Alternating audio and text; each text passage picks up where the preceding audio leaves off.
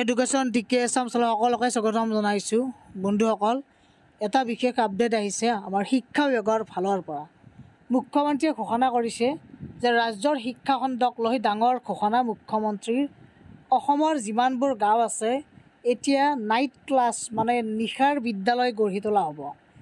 মেট্ৰিকৰ প্ৰপত্ৰ পূৰণৰ পিছত স্কুল অংগনবাড়ী কেন্দ্ৰত হ'ব নাইট স্কুল। মেট্ৰিক পৰীক্ষাৰ্থীক 4 মাহৰ বাবে পঢ়ুৱাব পাৰিব শিক্ষিত ল'ৰা ছোৱালীয়ে। প্ৰতিজন শিক্ষাৰ্থীৰ বিপৰীতে 300 টকাকৈ লাভ কৰিব স্নাতকোত্তৰ যুৱক যুৱতীয়ে পঢ়াব পাৰিব মেট্ৰিক পৰীক্ষাৰ্থী।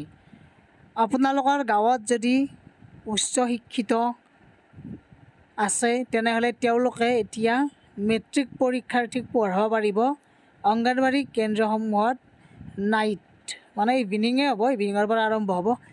গতিকে আৰু তেওঁলোকক এজন ছাত্ৰ বা ছাত্ৰীৰ বিপৰীতে 300 টকাকৈ দিব। যদি 20জন তেওঁলোকে পঢ়ুৱায় 20 × 3 = কিমান 6000, মানে এনেকুৱাকৈ যিমান পাৰে আপোনালোকে সিমানেই লাভ কৰিব পাৰিব।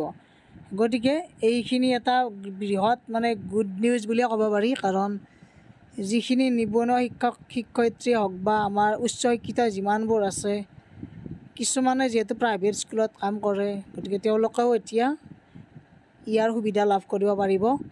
কিন্তু গভৰ্ণমেণ্টৰখিনি বাৰু মই কোৱা নাই, যিখিনি আমাৰ উচ্চ শিক্ষিত আছে তেওঁলোকে যিহেতু কিছুমানে প্ৰাইভেট স্কুলত কৰি আছে, গতিকে তেওঁলোকে বা আন কিছুমান শিক্ষিত যুৱক যুৱতী আছে তেওঁলোকে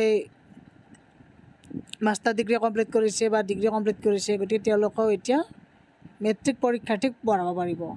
গতিকে এইটো এটা চৰকাৰৰ বিশেষ মানে গুৰুত্বপূৰ্ণ ঘোষণা। গতিকে নেক্সট কিবা আপডেট আহিলে জনাই থাকিম আপোনালোকক। ছাবস্ক্ৰাইব কৰি বেল আইকনটো প্ৰেছ কৰি ৰাখক চেনেলটো। ধন্যবাদ, থেংক ইউ।